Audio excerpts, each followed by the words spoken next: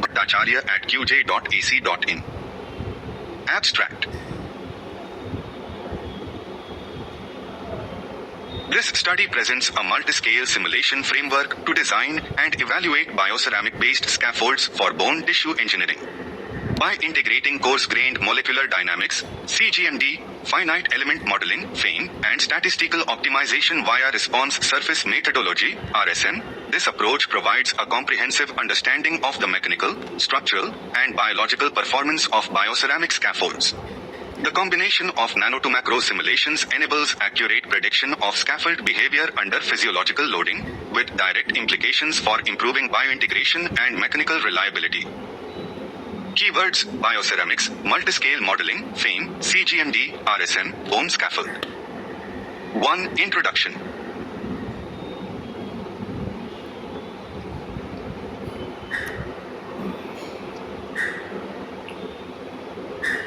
The success of bone scaffolds relies on achieving an optimal balance between mechanical strength, porosity, and bioactivity. Traditional design methods often fall short in predicting long-term performance, especially at the interface of material and biological systems. Multiscale modeling, combining atomistic insights with continuum mechanics, has emerged as a powerful tool to address this gap.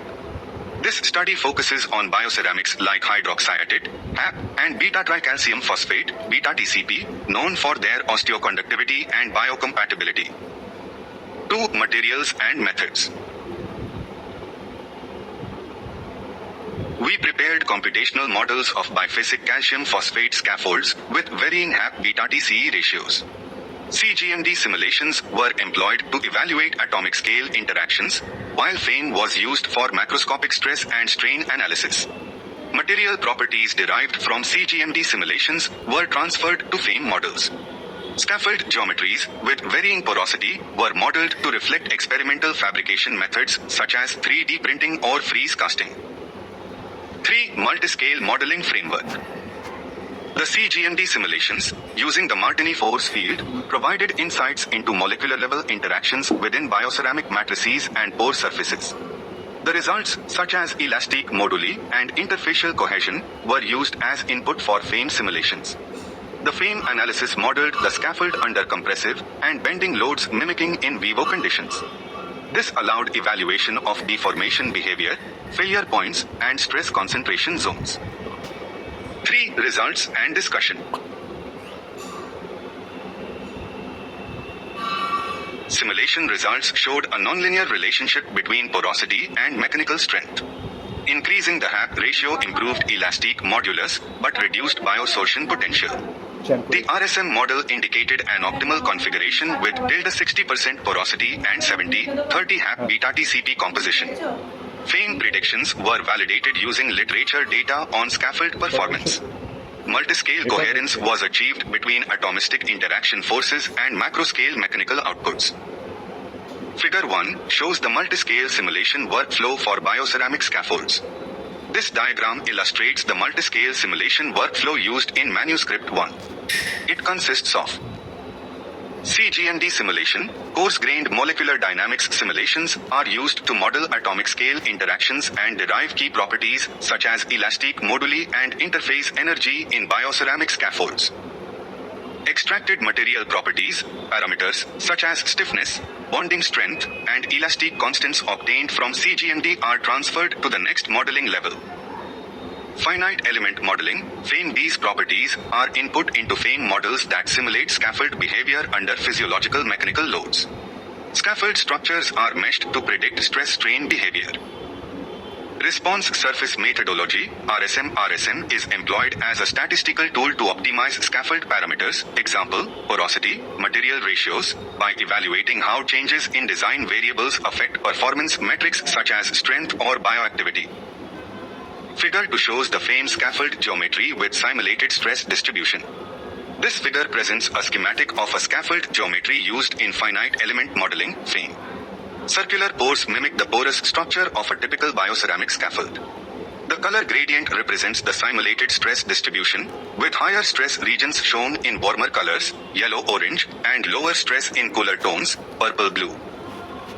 In the FEIM model, high-stress zones appear around the load-bearing struts adjacent to pores. Stress concentrations are typically observed at pore edges, influencing crack initiation. Porosity levels ranging from 50%, 70% were modeled to evaluate the trade-off between mechanical integrity and biological permeability. The finite element modeling, FEIM, was employed to simulate scaffold geometries under compressive loading, replicating in vivo conditions such as bone loading during ambulation.